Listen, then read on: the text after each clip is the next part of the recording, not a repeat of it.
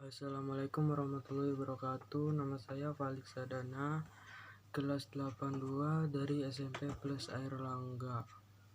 Di sini saya akan menjelaskan materi pembelajaran IPS tentang memahami potensi agrikultur di Indonesia, hambatan pengembangan agrikultur di Indonesia, dan menjelaskan strategi pengembangan agrikultur di Indonesia.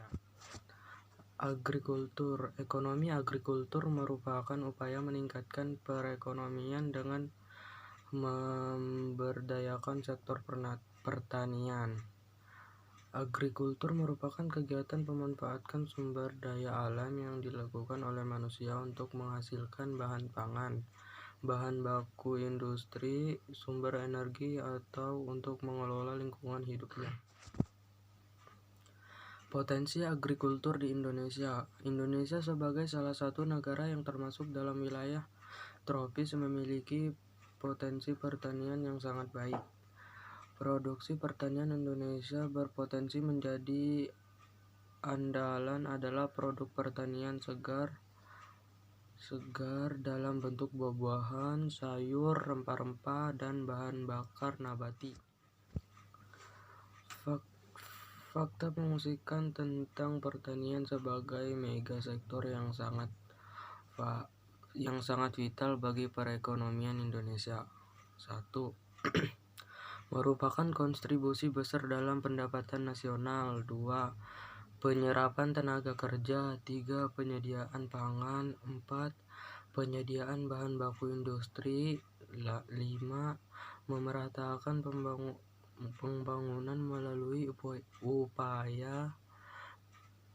upaya pengatasan kemiskinan dan perbaikan pendapatan masyarakat.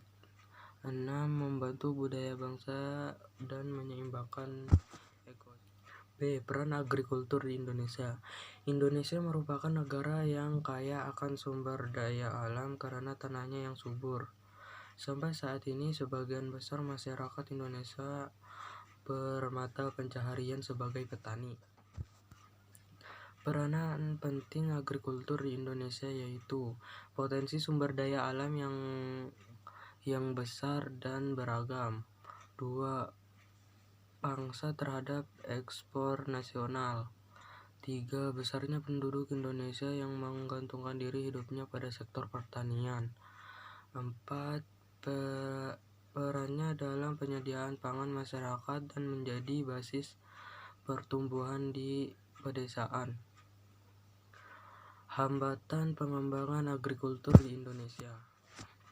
1. Skala usaha pertanian pada umumnya relatif kecil. 2. Modal terbatas.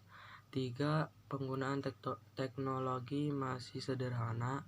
4. Sangat dipengaruhi musim. 5. Pada umumnya berusaha dengan tenaga kerja keluarga. 6. Akses terdapat kredit, teknologi, dan pasar rendah. 7. Pasar hasil pertanian sebagian besar dikuasai oleh pedagang-pedagang besar hingga merugikan petani. 8. Alih fungsi lahan pertanian menjadi lahan non-pertanian. 9. Kurangnya penyediaan benih yang bermutu bagi petani. D. Strategi pengembangan agrikultur di Indonesia. 1. Strategi eco-farming. 2. Distribusi pupuk secara merata. 3. Perbaikan migrasi. 4. Melakukan pembangunan dan perbaikan berbagai sarana pendukung sektor pertanian. 5. Pembukaan lahan baru sebagai tempat yang dapat membuka lapangan kerja baru bagi masyarakat Indonesia. 6. Peningkatan mutu sumber daya manusia yang mampu memberikan konsultasi bagi petani dalam meningkatkan produktivitas. 7. Mempersiapkan sarana dan prasarana pendukung bagi sektor lain yang akan menyerap pertumbuhan tenaga kerja Indonesia. Contohnya jalanan, pelabuhan, dan listrik.